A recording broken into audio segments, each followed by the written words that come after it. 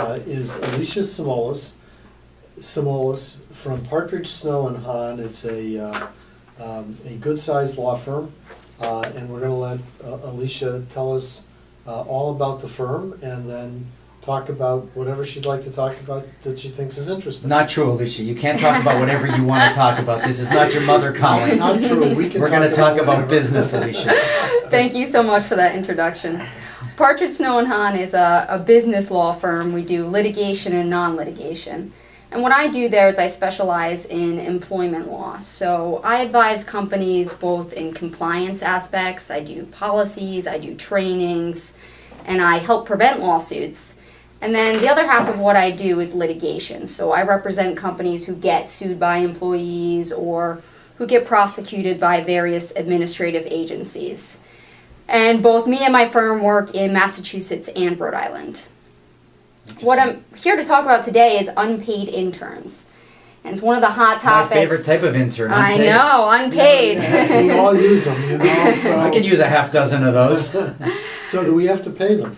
That's the question for today. And it's become such a hot topic recently. I'm sure our listeners have seen it on the news. There's been some lawsuits. And for the first time, we're actually seeing the agencies, both the Federal Department of Labor and the State Department of Labor of Training, actually prosecute companies for having unpaid interns. We're also seeing workers become aware of the issue and suing companies. So that's why I'm here today to talk about it. It's something companies need to start really becoming aware of or face the penalties.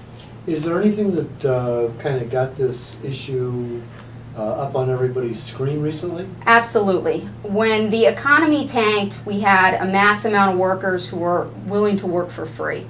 You had people who didn't want the gaps on the resume. You had people who wanted training because they needed to switch fields.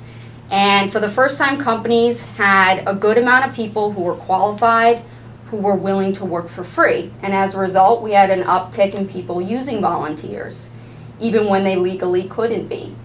And as a result, years later, we now finally are seeing the prosecution, and we're seeing the education that people are realizing under the wage payment laws, which say you have to pay minimum wage, and under the laws saying you have to pay periodically every week, every month, bi-weekly, that people are suing. So is the short answer